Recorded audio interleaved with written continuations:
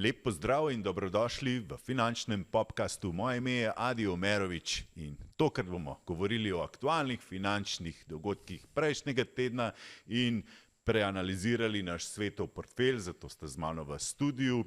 Kot vsak mesec Simon Skubin, upravljalec premoženja. Pozdravljen, Simon. Živadi. In finančni analitik Nikola Malkovič. Lep pozdrav. Živadi. Oba dva prihajate iz OptimTraderja. Nekako imamo zdaj že rutino, da vsak mesec se dobimo in potem preanaliziramo tudi naše naložbe v svetovem portfelju. Glede na to, da na finančnih trgih doživljamo nekako tudi finančno aprilsko vreme, vidimo, da delnice en teden zelo padajo, potem ta teden zdaj spet malo naraščajo. Bomo tudi o tem govorili, torej kakšni so trendi. Pa morda, če začnemo uvodoma, ravno prejšnji teden oziroma ta teden v ponedeljek sem se pohvalil, da smo nekje do petka premagali IUDO. IUDA pa je v bistvu tisti sklad, ki sledi svetovnim delnicam, kot tisti nek benchmark, s katerim se mi radi primerjamo. Danes žal ni več tako, ne? Ni, ampak smo tam, se pravi, se ljubimo. Ja. Torej, IUDA je v zeleni barvi, mi smo v modri barvi, ne? In se vidi, da smo nekje navzkriž skoraj tam. Morda uvodoma, če povemo tudi to, IUDA, ljudje se radi z nekimi benchmarki primerjajo. Recimo tudi od gledalcev sem dobil vprašanja, če lahko morda malo svetujemo, na kakšen način pripraviti, v Excel tabeli neko statistiko donosnosti, če imamo recimo, kriptovalute na eni menjalnici, delnice na neki drugi platformi, da bi vse skupaj to imeli pod eno streho, nekje v tabelici in da v bistvu na tak način neko evidenco vodimo. To je sicer zelo pomembno, se mi zdi. Brez tega, če ne vodiš neko evidenco, če investiraš, v bistvu kar malo tako slepo tavaš, in to ni dobro. Vedno je dobro imeti neko sled, kaj se dogaja. V bistvu takole, to, ko si rekel, da je fajn, da se primerjamo, pač doskrat tudi to zakonsko določeno, recimo različni skladi pa ostali inštrumenti morajo se primerjati, da vidimo, koliko so uspešni, zakon to določa. Za vsakega posameznika pa seveda tudi prvo je pomenilo absolutni donos, seveda, da smo sploh plus naredili, po drugi strani pa, če ta plus, kakšen je v primerjavi, če bi dali nek inštrument, pa ga kupili, pa držali. Tako da to je zelo pomembno, da se pač primerjamo, mi se pač primerjamo z IUDO, tako kot si povedal, nekako najbolj razvit ETF, ki sledi z globalnim trgom, razvitim trgom. Tako da je pa tako, da ko ljudje sprašujejo, kako to voditi. Enostavno, dosti težje voditi to v Excelu, ker ti želiš videti neko premico, kako se to vse zgiblja. Ker pomeni, da moraš pol vsak dan nekako gledati, koliko je bila vrednost tega portfelja. Vse je pomembno, kdaj si vstopil, datum, nakup in tako naprej, ampak večinoma je to težje delati v Excelu, ker moraš res proti to delati. Tako da so večinoma določene aplikacije obstajajo, kjer lahko vneseš to notri, iz različnih kriptovalut, delnic in tako naprej, in ti enostavno to pol vse skupaj vodi nekako, da vidiš to, da je pomembno to gibanje premic, kot mi kažemo sedaj od zadnje. Tako da tudi pomembno, nekateri pravijo, kako določamo to donosnost. Imaš več različnih donosnosti, recimo ena je časovno tehtana donosnost, ena je denarno tehtana, tako da recimo skladi imajo časovno tehtano donosnost, kar pomeni, da ne glede na to, koliko denarja pride noter in gre dnevno, se nekako to primerja, da je vse isto enako, medtem ko, če ti gledaš pa denarno, recimo ti narediš na 10.000 evrov 100% donosa, pa priješ pa daš 100.000 evrov notri, pa narediš minus. Absolutno gledamo, boš ti verjetno na koncu lahko tudi v negativnem. Zabeležil boš izgubo, čeprav če bi gledal pa tehtano časovno, bi pa lahko naredil plus. Tako da so različni koncepti, na koncu je pomembno, koliko si dal noter in koliko trenutno imaš. Koliko si dal neto noter, torej prilivi, odlivi, na koncu koliko imaš. To je nekako najbolj pomembno z vidika posameznika. Jaz mislim, da ne rabimo preveč komplicirati z vidika nekih profesionalnih, ker oni tako imajo to določeno seveda tudi z zakonom, ampak na koncu, če si dal 10 enot notri, zdaj imaš 12, je pač to. Dejansko je 20% donosnost od začetka in jaz mislim, da je to najbolj pomembno, da vsak posameznik gleda na ta način. Se pravi, kot si rekel uvodoma, vsaka platforma v bistvu tudi tiste procente ti kaže, recimo računa, od nakupa tako pa do zdajšnjega dne in recimo tisti procent, je že čisto dovolj, da nam neko donosnost na podlagi tega izračuna. Ne. Če imamo recimo na neki drugi platformi, v bistvu samo dodamo isti ta procent zraven v neko Excel tabelico, recimo, ne, da bi... Recimo, lahko bi to tako enostavno nekako naredil, pa da dobiš nek približek, ampak spet pomembno je količina. Še eno so procenti, zdaj, če so količine enake, pa ni problem. Sam, če so količine različni, pa moraš pol tehtano gledati. Če je tam toliko enot, pa si tak donos je to skupaj toliko, če je tle toliko enot, torej to je dosti pomembno, da veš, kakšna je količina, koliko denarja si dal notri. Tako da zdaj pa, če hočeš, da to nekako daš vse skupaj, pa moraš imeti neko aplikacijo, ki združuje vse to v eno. Sam pol moraš pa vtipkavati noter vsak nakup, vsako prodajo. Tako da mislim, da je to dosti potratno vse skupaj. Tako da težje je, če imaš več teh različnih računov. Na koncu spet, koliko si nakazal na eno trgovalno platformo, koliko si nakazal na drugo, recimo na kripto, in na koncu koliko imaš skupaj, to je tvoj donos, toliko uspešnosti. Jaz mislim, da je tako najbolj enostavno, da ni treba preveč komplicirati, po mojem mnenju. Je pa pomembno, da to evidenco vodimo. Ne? To se mi zdi... Zaradi uspešnosti, tudi da veš dejansko, kako je tisto, ko ljudje stavijo. Ja, pa nekaj sem dobil, nekaj sem zgubil, niti ne vem, koliko sem na koncu, verjetno je minus. Ne, pozitivna nula. Ja, pozitivna nula, tako reče. Nisem slišal še nobenega, ki bi bil minus, vsi so pozitivni nuli. Tako, ja. Tako, v bistvu pomembno je, da veš, koliko si dal notri, pa koliko trenutno imaš. To je po mojem najbolj pomembno. Oziroma, če si kaj dvigoval, koliko je neto tisto, kar si dal notri. In potem to vidiš, koliko imaš zdaj, izračunaš trenutno stanje minus neto prilivi, to je trenutno si toliko naredil. Zdaj, če to časovno, toliko donosa, to je zelo kompliciraš, ampak na koncu si toliko naredil in toliko imaš.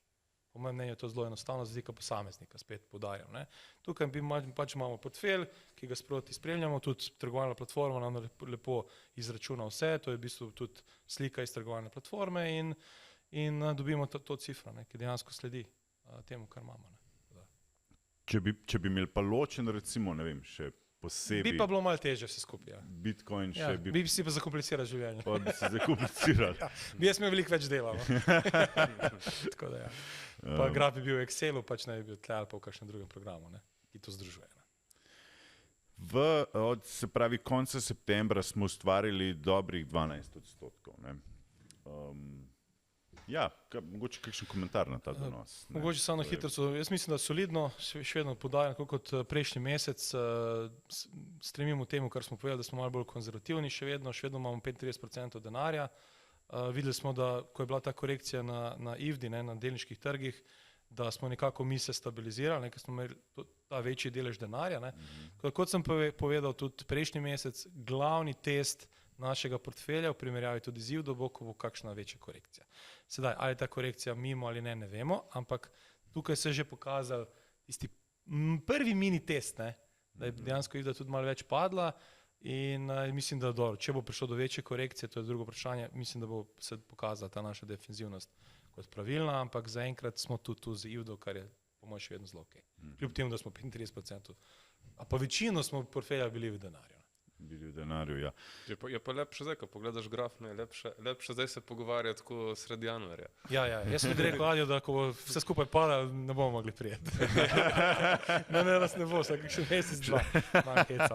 Malo heca, veš, da boste tle. Ja, bomo zanalizirali iskalne kupne priložnosti. Kako si ti napisal v svojem finančnem komentarju, kupuj, ko je kri na ulicah, to si nisem spomnil jaz, ampak Jakob Rothschild, legendarnih bankirjev, ki to vedno rad izpostavljal. In je res, takrat, ko vsi prodajajo, takrat moraš iskati priložnost. Če imaš cash na strani, če si pa polno investiran, pa ne moreš. Pa samo držiš za glavo in razmišljaš o prodaji. In razmišljaš, kaj bi ne.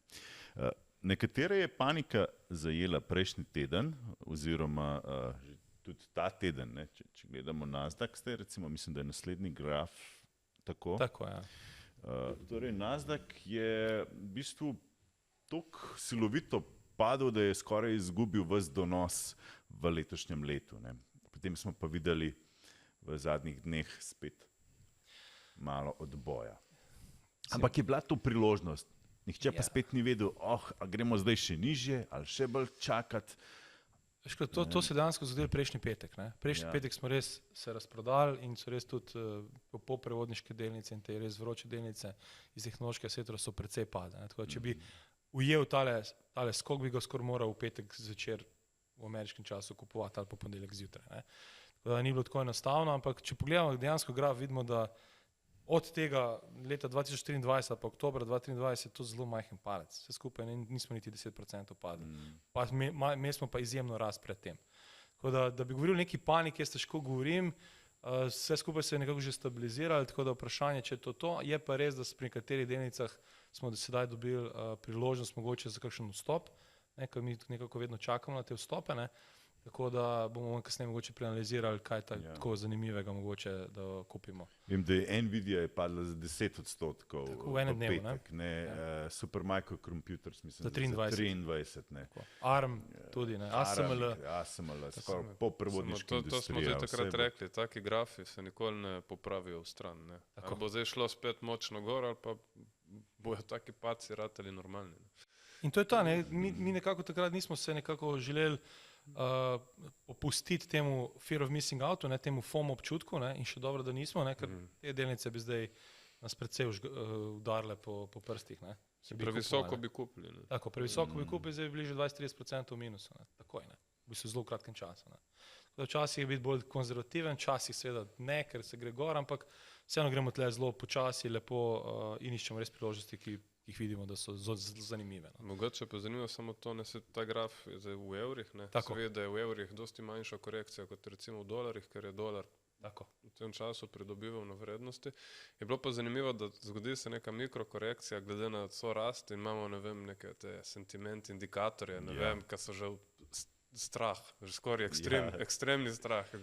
Ki so ljudje navajeni na rast. Ja, in gledaš, da ti ni lih najbolj jasno, kako je to sploh možno, ampak ja, tak trg je bil. Ne. Tako da zna biti, če se zdaj ne stabilizira, da pridemo do dodatnih popravkov, zna ratati hitro grdo, ker če so ljudje že zdaj prestrašeni, potem... Kaj se vzgleda, koliko dejansko pade za več kot 10%? Kaj se zgodi, če dejansko potem pade? Ne? Tako sicer to ni po mojem se to ne bo zgodilo, ampak me je pa malo presenetilo, kakšen je sentiment že na takih mikropacih, že tak sentiment je malo neugodno zna biti. No. Tako. Vse se dogaja bolj hitreje. Ne? Če smo vsi na eni strani pozicionirani, ne? Ko se obrne, vsi pravimo iti čez ozka vrata, ne? In pa seveda stena vse pač pade. Ne? To smo videli prejšnji teden na polprevodnikih. In tudi koncentracija teh največjih podjetij je pravzaprav enormno velika, zgodovinsko velika pravzaprav. In tudi zaradi tega, če oni krešnejo dol, indeksi padejo, ljudje se bojijo, začnejo prodajati, imamo več odlivov iz skladov, oni morajo pa še dodatno prodajati in se pol to sam, kje pa se zvali. Vse to je ta pasivni kapital, ki je super navzgor in zelo ne super navzdol. To je verjetno to je zgodba 2022, so bili pasivni vlagatelji, ko so se odločili prodati in so skladi preprosto mogli metati ven. In to je pa neproporcionalno so zastopane te velike delnice, zato grejo tako močno navzgor, kadar pasivni vlagatelji kupujejo in tako močno navzdol, kadar se prestrašijo. Tako da to je tisto, kar bo delalo trg še dosti bolj ekstremen. No, jaz mislim, da namesto, da v želji po temu, da bi zmanjšali volatilnost, bojo pač prišle te periode, ko bo pa ta volatilnost kar naenkrat ustrelila. Ne. In to se nekako... Zdaj je bil prvi mogoče so se ljudje že začeli razmišljati, to se zna zgoditi, da se recimo VIX pomiril. In videli, ali gremo zdaj naprej navzgor. Gremo naprej, v bistvu na vzrok tudi mogoče nihajnosti. Je tudi to, da v bistvu še ne dolgo nazaj smo pričakovali več nižanj obrestnih mer. 7 na začetku leta. 7, ta prva, mislim, da je bila že marca, da je bila pa junija, kar visoko. Ne bi bilo junija. Ne? No, zdaj smo pa nekje na jesenskem. In morda 1 do 2 nižanji za 25 bazičnih točk, da bi lahko dočekali v letošnjem letu. Recimo to posledica više inflacije. Ne? Inflacija smo videli, da ne popušča, spet je ponovno začela naraščati. In to je tisto, kar se Fed boji. Torej, težko znižuje obrestne mere. Nekako smo mi, še kakšen mesec nazaj, ko je Fed imel tisti govor, smo si rekli, to je bilo zelo presenetljivo, da so tako rekli, da bojo vseeno zniževali, ker smo rekli, ok, predsedniško leto je in verjetno bojo popustili političnim pritiskom. In takrat je res poskočilo, 2-3 dni je bilo, se mi zdi. Mi smo kupovali določene predčasno, ob torek, se ne vem, ampak smo naredili poseben članek, si naredil, tako da prav, da kupujemo. Mogoče smo se mi tudi malce, ne bom rekel prestrašili, da vseeno bo šlo brez nas gor, ampak ja, to se je zdaj malo spet spremenilo, inflacija je poskočila, tudi pričakovanja glede trga so spremenila, tudi Jerome Powell, torej predsednik Ameriške centralne banke, je začel tudi retoriko malo spreminjati, je rekel, da mogoče pa še ni čas, da bi zniževali. Tako da mislim, da bo veliko odvisno od ekonomije, ekonomskih podatkov, vidimo, da še vedno trg dela je zelo močan, če bo inflacija pa nekako je začela popuščati, potem bi Fed lahko znižal, če pa ne, bomo pa verjetno, mogoče ne bo niti prišlo do reza. Samo Biden že pritiska. Ja, tako. Politika že začenja pritiskati. Pred volitvami je septembra, je pred volitvami, torej verjetno bo septembra vsaj za 25 bazičnih točk, ne prej, bo vsaj znižal tako malo zaradi sentimenta. Ja, mislim, da se mi zdi, da je bolj pomembno, bolj kot kaj dela Powell, bolj pomembno, kaj dela Janet Yellen, se pravi, kaj dela ta fiskalni del države in tukaj se ne kaže na neko zategovanje ali karkoli, pravi obratno. Tako jaz mislim, da bo poskušali narediti vse za to, da bojo pripeljali ta cikl tam nekje do novembra, da bo gor. Tako da vem, tako bom rekel, jaz sem bulliš zdaj za naprej, bomo videli pa, kje bojo korekcije. Če si imam bulliš, pa moramo danes na polno kupovati. Ja, malo me skrbi to, ponovadi, kada jaz to ratam, so vse skupaj obrnjeni. Ja, v bistvu yieldi grejo gor. Ja, mislim, da ima to na naslednjem grafu, v bistvu tudi prikaz. To je enoletnega enoletno ameriške zakladne. Enoletni v bistvu. Ameriške zakladnice. Ja, to je to, kar smo se pogovarjali. Torej, v začetku leta smo imeli 4,7 donosnost na enoletni ameriški obveznici, sedaj je že 5,20. S tem tudi vidimo ta pričakovanja trga. Ampak kljub temu, da so obresti šle gor, oziroma donosnosti, trg ni korigiral. Zgleda, da vlagatelji verjamejo, da trg lahko kljub višjim obrestnim meram to absorbira, zaradi dobrih poslovnih rezultatov, zaradi AI-ja, zaradi tehnološke revolucije ponovne. Likvidnost je še vedno. Likvidnost še zmeraj prihaja noter v sistem po drugačnih kanalih, kot je hodila med 2010-2020 in to je nekaj, kar po mojem še kar nekaj časa se dogaja. In dokler bo to tako, bo trgi še vedno tako, ko bo tako padli, bo tako nekdo prišel, pobral in bo delnice nazaj šle gor. Zaenkrat se je to videlo, saj v tem padcu bomo videli, če bomo šli nazaj dol, ampak po v dvotedenskem padcu smo že 3 dni šli nazaj gor in vse skupaj spet nekako stabilno. Ja, zdaj, mi smo se pogovarjali, da bi ZPRR, to je v bistvu ETF, ki je tudi v našem portfelju in je v bistvu sledi srednjim in majhnim podjetjem v ZDA, v bistvu kot neka kopija Russell 2000 indeksa je to. V bistvu je to kopija Russell 2000 indeksa, ETF je to. ETF se pa imenuje ZPRR. ZPRR v bistvu se ravno zaradi tega tudi ni dobro odrezal, čeprav je zdaj v zadnjih 2 dneh se lepo spet odbil. Pogovarjali smo se, da bi ga morda zaprli. Ja, jaz bi ga zaprl, zato ker nekako smo šli v njega. Razlog je bil, da če bojo obrestne mere res popuščale, pa padle, je to pozitivno vpliva na majhna in srednje velika podjetja, ki so zelo odvisna od obrestnih mer, ki imajo veliko dolga, ker so pač majhna in pač nekako tudi zagonska, veliki takih zagonskih manjših podjetij. To zdaj vidimo, da se je spremenil. Ravno zaradi tega, če smo prikazali. Tako da mislim, da je minus bo, ko bomo zaprli seveda v četrtek, v trgovanju bo relativno majhen, mislim, da bo pod 5%, če bo vse ok. Tako da mislim, da ker se je razlog spremenil, se bo tudi rekel, da tudi bomo šli ven, če se to spremeni. To se je spremenil. Sedaj, če bi to začel, če bi ZPR šel še više, če se spremeni zgodba, lahko gremo nazaj notri. To je pač en klik. Tako da jaz bi to zaprl in mogoče začel razmišljati o kakšnih drugih naložbah, o katerih mogoče kasneje se bomo tudi pogovarjali, ampak razlog je se spremenil in mislim, da ne rabimo tega dodatnega tveganja. Ja, okolje za njih ni najboljše, v bistvu to je tisto glavno za razumeti. Oni so še najbolj vezani na te obresti in na te donosnosti. Ker visokotehnološka, mislim, ta velika tehnološka podjetja imajo ogromno keša tudi, ogromno denarja in visoke obrestne mere, to za njih je dobro, ker dejansko ta denar vežejo za 5,5 obresti, recimo v dolarjih. In nima takega vpliva na visoke obrestne mere, nima takega vpliva na big cap teh delnic. To zapiramo. Ga zapiramo? Zapiramo. Imamo 5% imamo, tako. odprte pozicije in bi kar vse bomo zaprli. Ne? Se pravi, potem bomo 40% v denarju, ne? Tako. Več kot, oziroma 40, skoraj. Še 10 minut. Jaz sem povedal, ne? Ja, to je dobro, da bodo poslušalci pa še počakali. To ni dober trik. Dober trik, ja. Okay.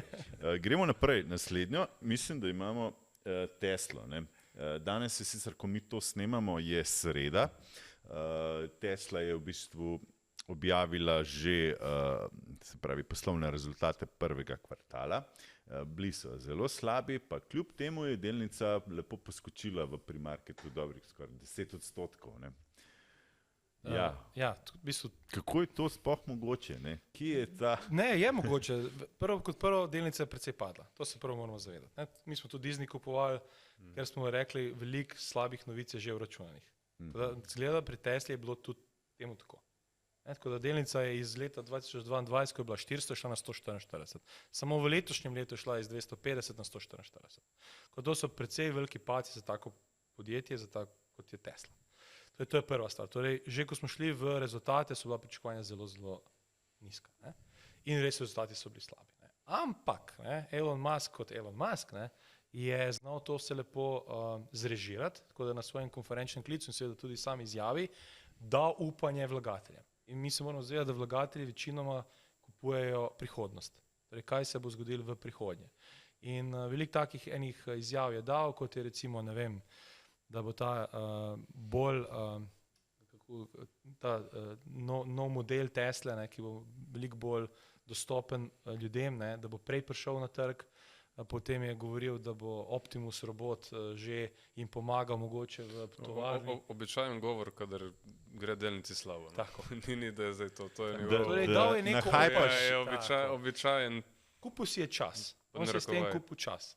In zdaj bojo vlagatelji špekulirali, ali mu bo to uspelo, ali mu ne bo to uspelo.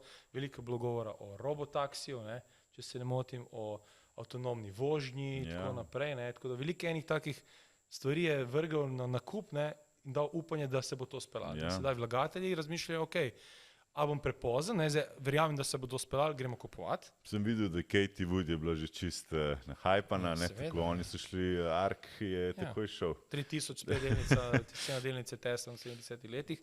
Tako da, pač ta zgodba se je prodala, oni so si zdaj kupili čas do naslednjega kvartala, ko bo spet realnost prišla, ampak bo mogoče spet takrat kupili si čas. Tako da oni si zdaj kupujejo čas, ker tudi vemo, da je Tesla dosti časa rasla v zgodovini na podlagi teh zgodbic.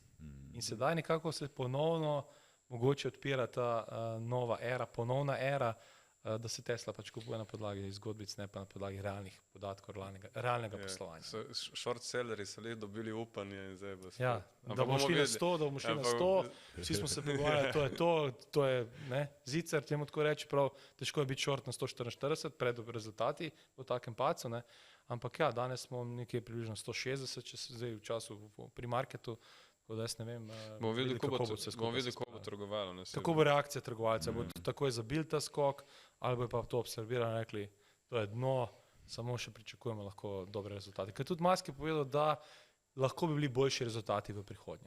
To je zdaj tako, lahko bi bili, če bojo, ne vemo.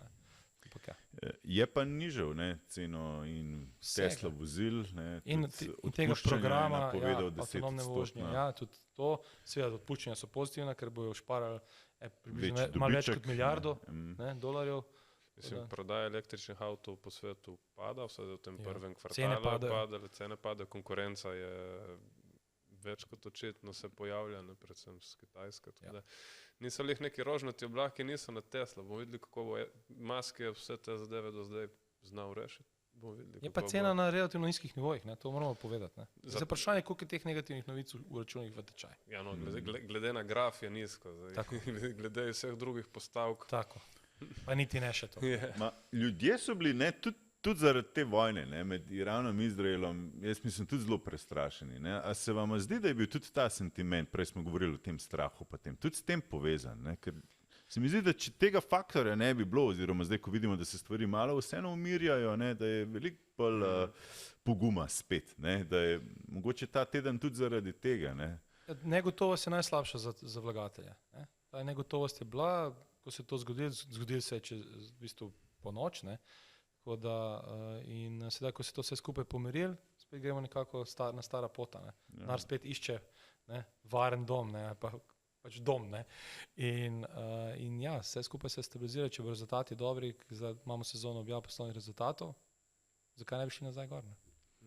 Vse skupaj kot neka ena igra čustev. Ne? In ta slika, Simon, ki si mi jo posredoval, ne? Da opišemo, kaj se dogaja na sliki. Ne? To je ena od najbolj znanih knjig value investinga, ne? V bistvu, ki leti v smeti. Intelligent Investor je naslov knjige, mislim, da je skoraj vsak vlagatelj bi jo mogel prebrati, jo dobro pozna. Ja, što s te slike, Simon, kar povej? Ne, to treba, manjka tukaj še kontekst, ne, ampak tam so bili od spodaj rezultati od Tesle, potem koliko je delnica skočila in v bistvu evo, brži v smeti še. To je fundamentalna analiza, kar itak nima veze, ampak se pravim, bomo videli, to so take zabavne zgodbe Twitterja, bomo videli, kako bo zdaj v bistvu Tesla sploh trgovala naprej. No. Je pa zanimivo, take zadeve zdaj, ko gledaš malo vrednotenja, kam se skupaj je šlo, kako sploh trg reagira na vse skupaj. Vprašanje, če je ta knjiga še toliko relevantna, kot je bila v preteklosti, predvsem s pojavom tega pasivnega investiranja. Saj so določene priložnosti, ampak te priložnosti so zdaj demokratizacijo teh informacij, ki se je zgodila, imajo vsi iste informacije, ni več takih zadev, kot jih te knjige opisuje. No. Vsaj, ni več tako enostavno. Ali pa na dolgi rok še zmeraj zmagajo, ne? Ker tu je pač sistem Warren Buffetta, ne? Oni v bistvu tudi izhajajo iz te šole. Ne? Samo povprečno, vse problem je v tem, da povprečno držanje delnice se je zmanjšalo, mislim, da s par let na par mesecev ali par tednov. Ne? Se pravi, vse postaja vedno bolj hitro, vedno bolj ta trading mentaliteta in to na dolgi rok še zmeraj funkcionira, absolutno. Samo vedno manj vlagateljev se mi zdi, da se tega. Dolgi rok je zdaj postal par let, prej bilo pa par desetletij. Ja. Zdaj pa par let dolgi rok. Ja. Mogoče kakšno leto je že dolgi rok. Pa že leto je dolgi rok. Ja. To je bolj na tak način. Kako je bilo po 80-ih takrat? Ne bi vedel. Ne bi vedel. Ne, drugačni so časi bili. Ne. To, pravim, ni bilo tako vse enostavno, trgovanje provizije so bile precej više, ne, in tudi skladi so bolj obvladovali, ki so imeli tudi večji tržni delež, tako da danes je pa tako, kot je Simon povedal, danes mobitel, vsi imajo dostop, v bistvu dostopnost finančnih trgov je zelo enostavna, zelo enostavna. Ne. V 5 korakih odpreš račun, nakažeš in si notri, si del te igre, dajmo tako reči, pa tega sistema. No. Pa tudi vedno večja vloga marketinga, ne, tudi pri promociji svojih delnic. Vsej Tesla je recimo dober primer tega. To je dejansko marketinška delnica. Kako prodaš nek hype zgodbo, vsi se ograjajo, par velikih skladov temu sledi zgodbi, cena gre gor 10% v enem dnevu in potem mali vlagatelji pa graditi na tem momentu. Zelo težko boš sledil nekim takim donosom, neka marketinška zadeva se lahko res napihne in povleče to delnico, medtem ko ti s tem value investingom se lahko dosežeš neke lepe donose, ampak težko so primerljivi zadevami, ki se dogajajo drugje. Ja, to je zdaj tisto, kar ljudi poriva na nek podnarekovaji v malo bolj tvegane naložbe, to lovljenje donosa.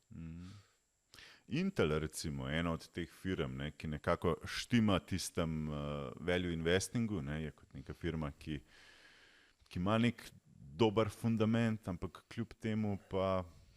Ja, kot koga prašaš? Ja. Kje si šel na dober fundament? Kje si to prebral?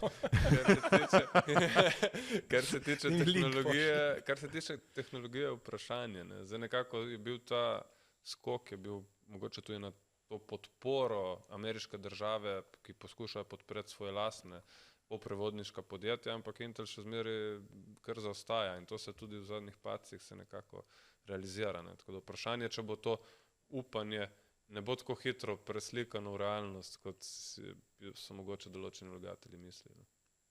Da bomo videli. Jaz nisem, ko si rekel, kje si to prebral? Ja.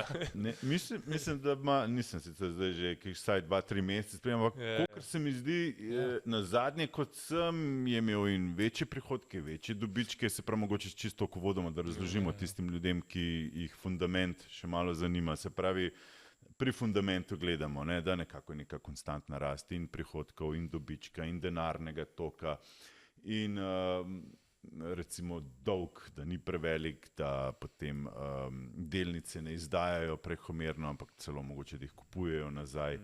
Kaj bi še vidva dodala? To je sama primerjava vrednotenja, primerjava teh kazalnikov vrednotenja v primerjavi z konkurenčnimi podjetji. To je tudi dosti pomembno. Ampak vse bomo videli, so mogoče pri Intel poroča v bistvu jutri, mislim v sredo, ampak za vse gledalce danes in bo zanimivo videti, kako bo poročal. Mislim, da bo to tudi dosti povedalo o nekem polprevodniškem trgu. Zaradi tega, ker recimo to poročanje, ki je prišlo za SML-ja, to je to velik polprevodniško podjetje, je že nekako obrnilo sentiment. Pol je prvo Taiwan Semiconductor z malo kontra rezultati, tako zaenkrat je še malo zmede, tako da se mogoče čaka malo več.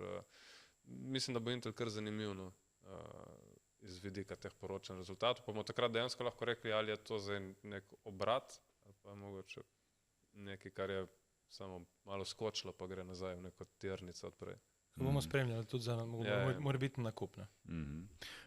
Ja, imamo naprej stran od družb proti zlatu. Zlato, kakšen je pa tle fundament, v bistvu tlele težko iščemo. Ne vemo samo, da centralne banke kupujejo zlato pospešeno in da cena raste in je že 2400, zdaj malo padel, ampak je bil že na 2400. Pa mali vlagatelji na Kitajskem in na Japonskem, kar je pa povezano spet tudi s tem strahom pred devalvacijo, da na Japonskem se to itek dogaja, strah pred devalvacijo juana in to nekako te tudi male vlagatelje sili, spravi normalne ljudi sili v to, da iščejo neko varovanje pred vsem skupino. Recimo na zahodu tega straha pred devalvacijo ni, zato tudi kljub tem skokom se kaže, da v bistvu skladi in pa mali vlagatelji na zahodu razprodajajo zlato, medtem ko na vzhodu se dogaja ravno obratno. Tako da bomo videli, če bi se slučajno, to je za tisto, kar iščemo, jaz sem tudi recimo pozitivno naravno zlato, mogoče ne za naslednjih teden, 2, 3, ampak recimo to leto sem pozitivno naravnan, ampak predvsem, če se obrne ta sentiment na zahodu, bi znalo potem postati zanimivo, ker izgleda, da centralne banke še ne bojo tako hitro zaključile s temi nakupi. Zdaj so se odločile rebalansirati svojo bilanco in predvsem te trgi v razvoju, predvsem to, kar se je zgodilo za vikend, ko so v bistvu ta rusko premoženje kar dodelili Ukrajini. Zdaj pustimo moralne razloge, ampak to bo marsikoga verjetno v kakšni centralni banki napeljalo, mogoče pa ni tako dobro, da smo najbolj izpostavljeni na ameriške obveznice in na vse te zadeve. Tako da to je, recimo v trenutni geopolitiki, pustimo zdaj te momentalne skoke, bil je kar velik preplah v začetku tedna, ko je zlato popravilo, ampak dolgoročno zgodba zgleda kar zanimiva.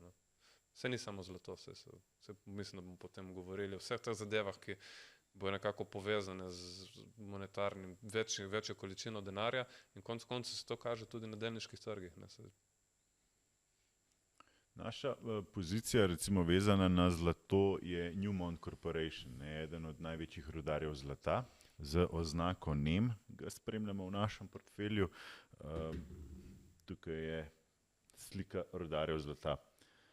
Malo drugače izgledajo, kot tista slika zlata prej, ki smo jo gledali, kot tisti graf prej. Pa zdaj poročajo, v četrtek pred odprtjem imajo poročanje, mene me že kar malo me skrbi, tega, ker če znajo ta podjetja povezana z zlatom, če kaj znajo razočarati. Temu so daleč najboljša. Je pa res, da ko pa se enkrat zgodi, da prideš iz teh serija razočaran, pa da pride potem meni rezultati, lahko potem zelo hitro potegne. Jaz mislim, da to je neka stvar, ki jo lahko držimo, tudi nismo preveč izpostavljeni, tukaj imamo 10% pozicijo, zdaj mogoče malo več, ker je zrasla, ampak ko se bo enkrat vse skupaj obrnilo, ko bojo rešili to svoje poslovanje, bo to tudi, bi moralo delati dobro. Mislim, da je dobro, da imamo v portfelju kot neko protivtež mogoče k čemu drugemu. Ne. Jaz mislim, da je ključno, da bomo videli te rezultate. Ne? Ker smo se pogovarjali, cena zlata je šla gor, zdaj bomo videli, ali so oni uspeli to tudi izkoristiti pri svojem poslovanju, ker če ne, jaz mislim, da bi bilo razočaranje lahko precejšnje in bi tudi lahko bili paci dosti veliki. Če pa so to izkoristili, bo pa to lahko začetek nove velike rasti, kot smo se pogovarjali prejšnji mesec. Mislim, pričakovanja so slaba, predvsem kar se tiče produkcije. Če bojo samo mogoče manj slaba od pričakovanj, je to že A pa saj da dajo za prihodnost malo več upanja, kot je Elon Musk naredil. Imamo lahko le preboj in če prebijemo 40-45, je pa lahko. Je zanimivo, če gledamo, da so na istih nivojih, kot na začetku leta, ne? Ampak na začetku leta je bilo zlato 1800, okrog 2000. Letos je bil že 2000. Se pravi, zdaj smo več kot 10% više, pa je maja, recimo, če gledamo, maja smo bili pa na 1700-1800, se mi zdi, kje je, ne. Zato se mi zdi, da je zelo velik potencial priložnosti. Zakaj bi imeli oni sploh slabe rezultate? Če je zlato toliko dražje, ker imajo težave pri proizvodnji. Mislim, da je bil Barrick eno izmed 3 največjih podjetij poročalo, ni še poročalo, ampak je dalo rezultate proizvodnje in preprosto niso dobri, ker tako so težave znotraj rudnikov, se pravi, produkcija nižja od pričakovanj in to seveda vpliva tudi na maržo in tudi na koliko so dejanski prihodki. Ne. Tako da sektor ima ogromno težav, ampak kot pravim, ko se sektor ponovadi, kadar imaš težave, jih začneš delati na temu, tudi podjetje Newmont se je odločilo, da bo recimo določene svoje investicije poskušalo razprodati in nekje se bo pač to verjetno moglo poznati, če bojo cene ustrajale na teh nivojih, kot so sedaj. Ne. In to samo iščeš, ponovadi mislim, saj jaz iščem vedno nekaj, kar je slabo, pa tam malo manj slabo in to so vedno največji skoki. Tesla. Nekateri analitiki celo pravijo na 3000, da bi šlo lahko zlato letos. Ne? Tudi to sem že nedavno prebral. Mogoče se sliši to noro, ampak če je preteklost nas kaj naučila, da se to dejansko zna zgoditi. Ne? Zdaj, jaz ne pričakujem, da gremo na 3000, ampak ne bi bilo pa to nič čudnega, glede na to, koliko denarja dejansko se je natisnilo in kakšno so pričakovanja o inflaciji tudi za naslednje leta. Ja. Treba se pustiti podprte možnosti. Jaz mislim, da bomo tukaj že, če malo popravimo navzgor, bomo mi tukaj že zadovoljni. Ne iščemo tega zlata na 3000, že če ostanemo približno tukaj, kjer smo, bi moralo že delati dobro. Bi rudarji mogli tako skočiti. Ampak a jih mogoče cena surove nafte vleče tudi nazaj? Ne vem, je to tisti velik strošek, zaradi katerega? Definitivno je bilo, ampak zdaj počasi se bodo tudi oni prilagodili na to. Mislim, da je bolj težava v tem, da dosti teh podjetij je recimo kopalo v rudnikih tiste esece, tisti del rudnika, ki ima največjo vsebnost zlata, dajmo reči temu. In pol, ko ti greš na kakšen drugi del in pade ta vsebnost, je avtomatično pač pade tudi marža, se pravi, ker skoplješ več rude, dobiš pa manj ven. In to se potem pozna. Pač mining je zakomplicirana zadeva, zato pravim tudi, da ponovadi te zadeve so bolj trading orodja, niso to investicijsko. Če ti investicijsko investiraš, je po mojem boljše kupiti recimo fizično zlato. Če pa ti iščeš te obrate, ti pa tukaj da nek vzvod, ki ga je treba izkoristiti, ampak ga je treba po enem trenutku tudi prodati. Tako da ni zdaj to, da boš to držal, ker tudi se vidi, recimo zadnjih 10 let, če si kupil zadnjih 10 let, cena je šla krat 2, ta podjetja so pa v bistvu tam ali pa mogoče kjera v minusu ali pa kjera malo v plusu. Tako da niso to dobri biznisi, kot so recimo ta velika tehnološka podjetja. To so priložnosti za ta malo swing trgovanje, te malo bolj kratkoročno, mogoče par tednov, par mesecev, mogoče kakšno leto, 2. Ni pa to zdaj 20-letna pozicija. Da pustiš noter, pa pozabiš. Tako. Ja. No, poleg NEMA, torej imamo pa tudi ETF EXXI, ki je v bistvu sledi surovinam, v bistvu nekako surovinski ETF, mislim, da je največ noter zlata, tudi srebro je noter, pa soja, pa koruza, pa pšenica, pa razne stvari. Od energije, točno, ja, sprav, surova nafta je tudi notri. Ja, mogoče en komentar na ta ETF.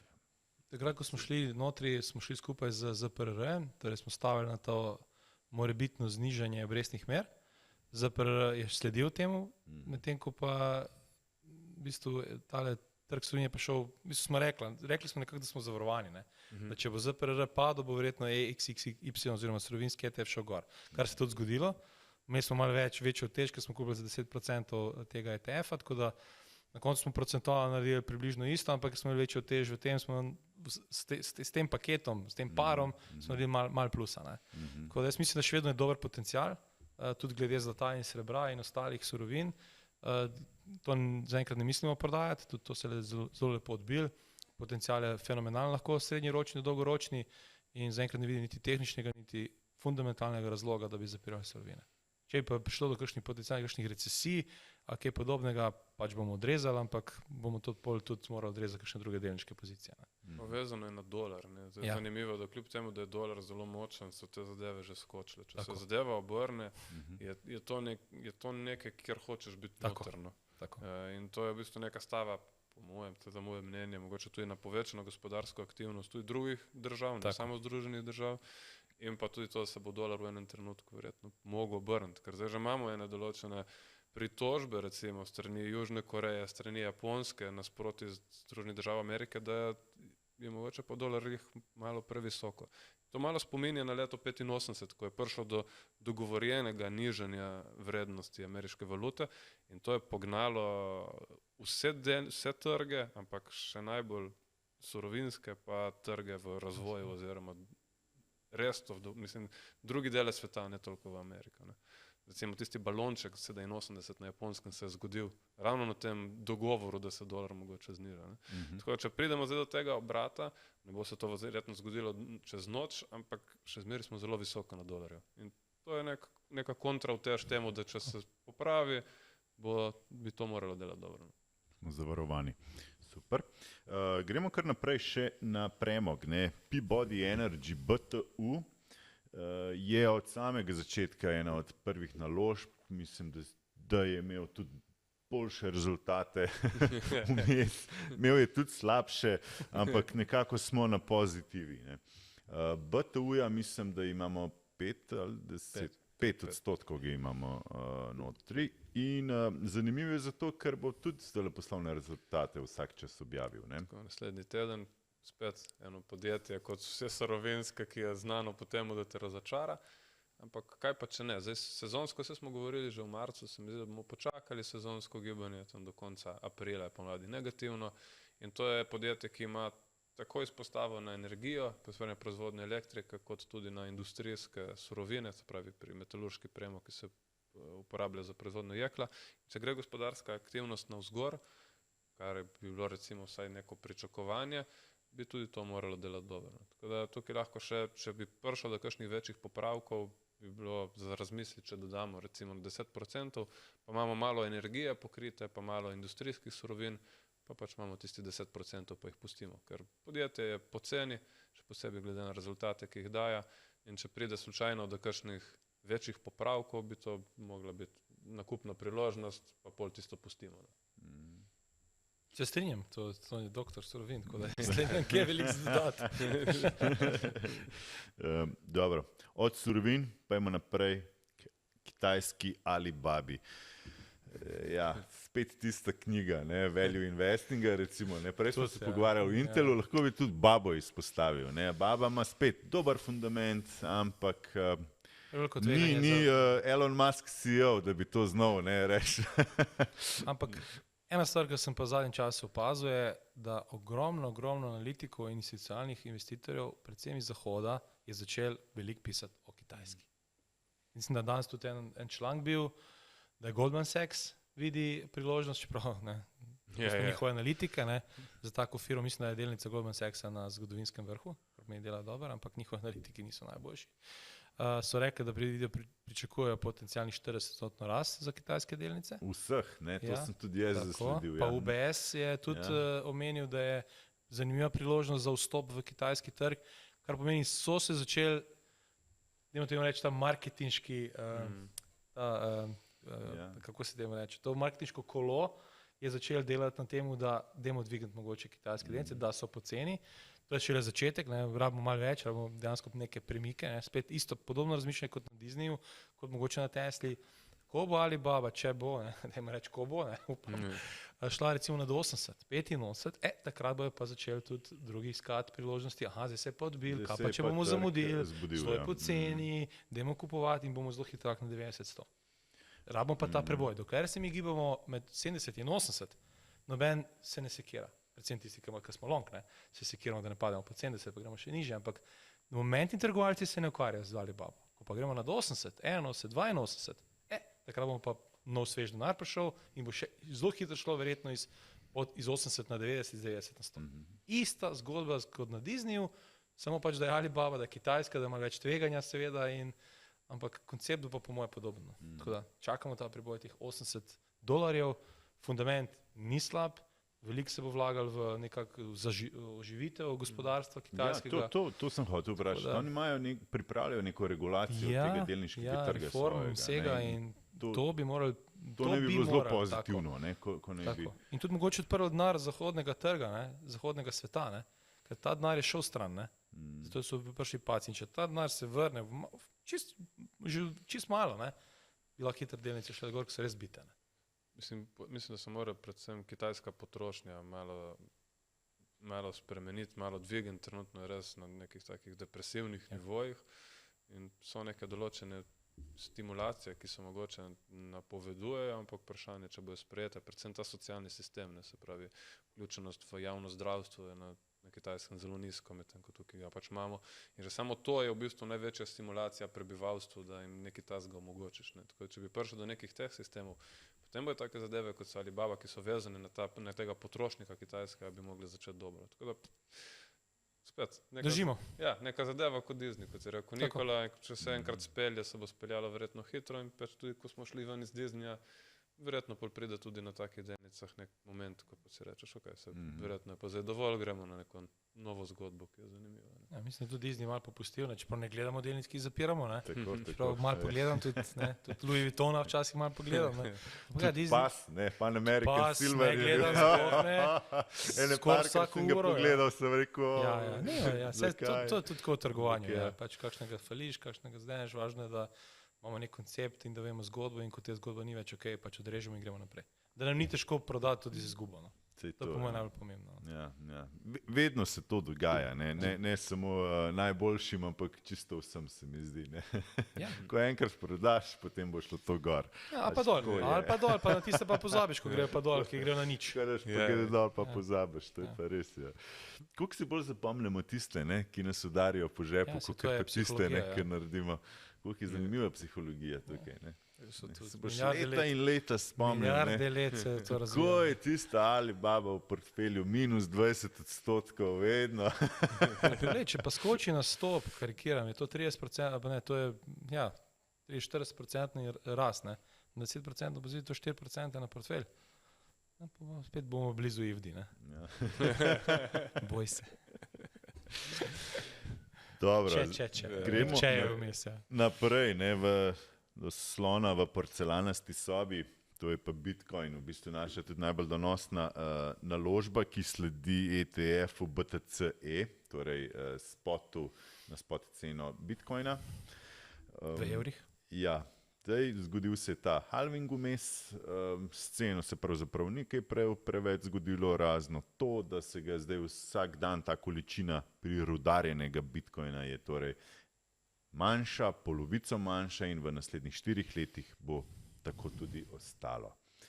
S tem, da torej, če bo povpraševanje enako, bi mogla cena, dovolj je, da je enako povpraševanje, ne da se povečuje, bo že to dovolj, da bo cena šla blazno gor, ne. Po drugi strani potem se tle obetajo še spremembe iz Hongkonga, tudi oni bojo vstopili na trg. Konec aprila bomo dobili ETF na spot Bitcoin v Hongkongu, kar pomeni, Azija bo imela zdaj nek institucionalni inštrument, do katerega bo lahko dostopali pač velika podjetja, institucionalna podjetja, podobno kot v ZDA. Tako da halving imamo, šli smo testirati 60,000, smo se odbili. Zgleda zelo v redu, mislim, seveda ne zgleda najboljše z vidika, ker nismo še prebili $72,000, ne. Tako da Simon bi čakal na preboj tega z vidika tehnike, ne, torej grafične Sem si analize. premislil, Se je že premislil, rekel all in. Tako da to je teh 10 minut, ki je bilo zdaj malo da smo malo zavedli poslušalce, ne gledalce.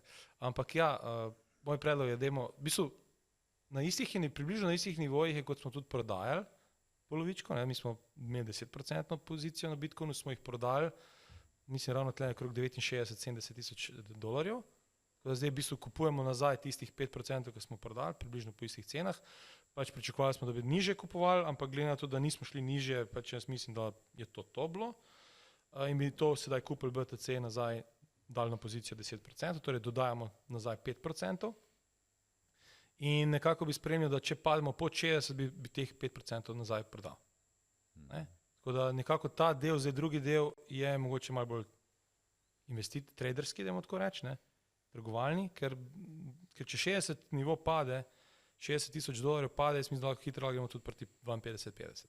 Mislim, da bo to pol dosti enih prodajnih pritiskov, ker zdaj imamo ta zelo lep nivo, ker vidimo tam, ker dvakrat smo se odbili od tega nivoja. In jaz mislim, da je to dobra priložnost, ker pa če res se to zgodi, če pridemo novo popraševanje, nov moment, bomo zelo hitro na 72, bomo zelo hitro lahko na 80, na 85, 90, kakorkoli že. Ne bi rad zamudil tega.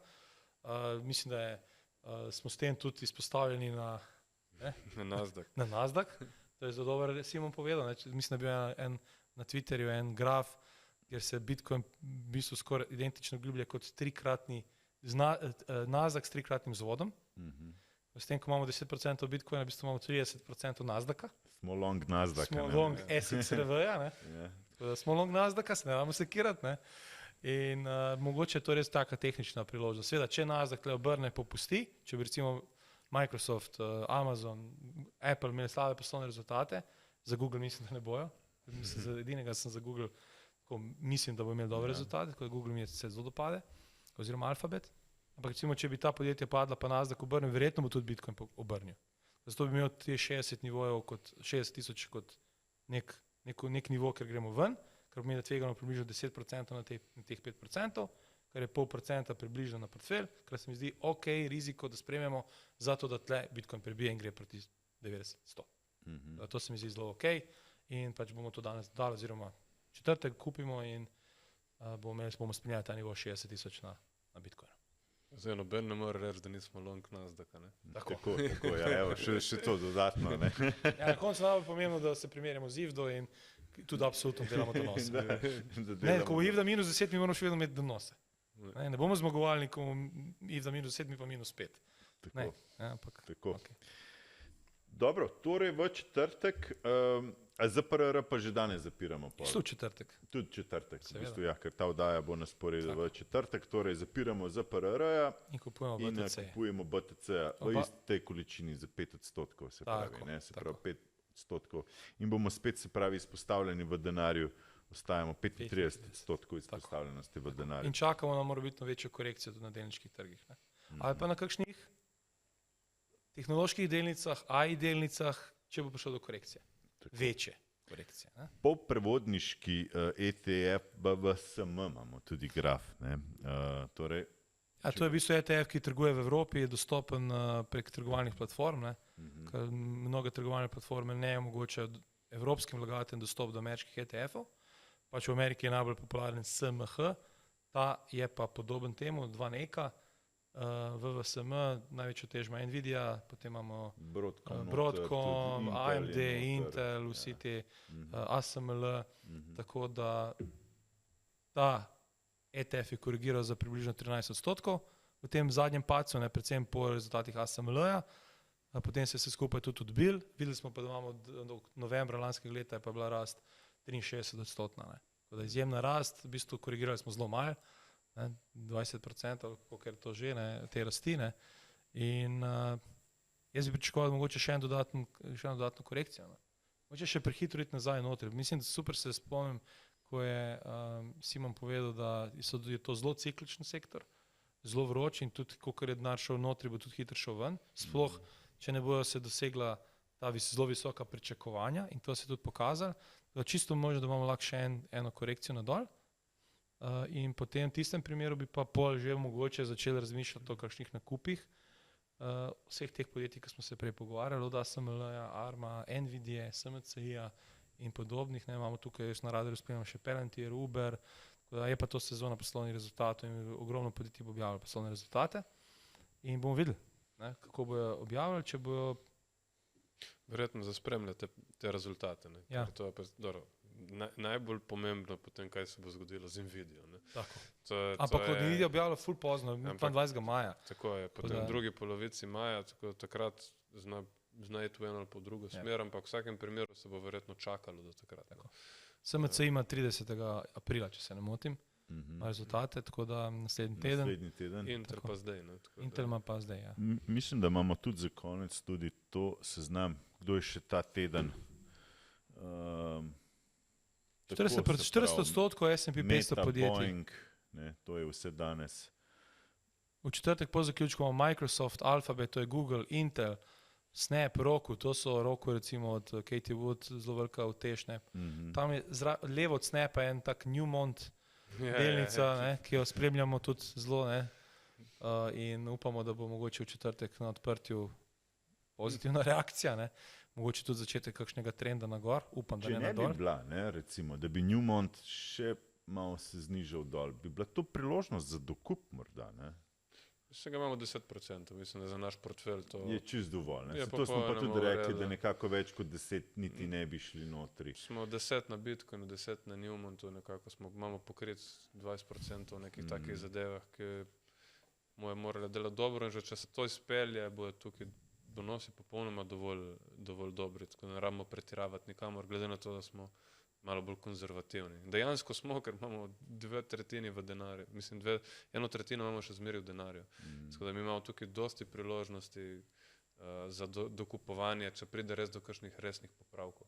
Zaenkrat te popravki so bolj Kozmetični. Ja, to je bolj kozmetika, kaj bo bolj kot... Težko je kupiti, ker je trg to gor in tudi ta korekcija, ki je bila, ok, za nazaj bi lahko bili pametni, pa bi rekli, zakaj nismo petek kupovali, se ni ta koncept, ne moramo to hitro odreagirati, ne, petek je res bila razprodaja, ampak... Nisi vedel, da bo pol v ponedeljek še bolj šlo dol nižje, ne, to vse je bilo... Točno to in jaz bi vseeno, tako pravim, Nasdaq je toliko pridobil, pa je pa korigiral 7% v evrih, ali koliko je bilo 8%, vse skupaj, malo premalo nekako občutek je, da je premalo in pa hkrati imaš objave rezultatov. Kaj pa, če bo ta velika podjetja malce razočarala, najverjetneje ne z rezultati, ampak z napovedjo. Rezultati bodo verjetno zelo dobri, predvsem ne, mogoče Apple ne, ampak ostalih pa najverjetneje, ampak predvsem je ta napoved pomembna. Če bo ta podjetja na koncu začela razmišljati o tem, da ne pričakovati več takšne rasti v prihodnje, ne bodo ljudje rekli, opa, dajmo mi malo unovčiti, ko imamo take lepe dobičke, pa malo realizirati, pa dati v treasury za 5,5 na leto. Ne. Tako da tega se malo bojim, ker smo glavno v sezoni objavili poslovne rezultate. Če bi vsi ta velika podjetja objavili rezultate, pa bi bila dobra, pa tudi napoved ok, pa bi imeli korekcijo, ni panike, bi še dokupovali, mogoče še kakšen SXRV, ne, da bi ga dejansko imeli še Nasdaq, ne.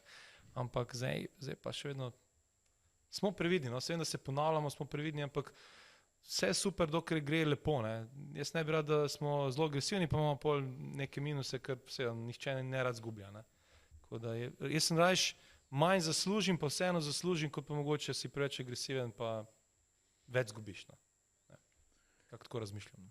Vsekakor, no, pa zaključimo s tem, da seveda svet portfelj ni finančni nasvet, nikoli ni bil. Namen tega, kar počnemo, je pravzaprav izobraževanje, informiranje, pokazati, na kakšen način pravzaprav lahko sami spremljate novice, se odločite, spremljate tudi svoj portfelj si ustvarite. Uvodoma smo tudi razložili, kako pravzaprav tudi donose spremljati, če imate na različnih platformah. Skratka, namen je povečati finančno opismenjevanje, ne, v bistvu v družbi, tovrstne novice in tovrstno dogajanje nekako lažje razumeti in omogočiti boljšo neko prihodnost finančno za vse. Vsekakor pa ni to finančni nasvet in ni namen, da nas sledite pri tem, ko izbiramo oziroma izvajamo določene naložbe. Pa da trgi ne grejo samo gor. Absolutno ne grejo gor. Treba to mogoče malo večkrat zdaj poudarjati. No, v zadnjem času ljudje zelo navajeni, da gre pač delnice gor in da pač korekcij ni. Ne. Korekcije bodo in tle se bo pokazala pa prav tista tisti pravi karakter vlagateljev, Ja. teh sploh, ki so prišli v zadnjih parih letih, sploh po COVID-u. Ker zdaj ni nobeni navaja na 20-30% korekcijo. Tako, mislim, da smo leta 2022 smo imeli korekcijo na tehnoloških in na S&P, ampak smo se na 20% ustavili. Ampak po tistem smo še vedno videli veliko novih vlagateljev in tako naprej. In tle bo pravi test. Tako da, to, kar zdaj vidimo, to je super trg, ampak ne bo vedno tako.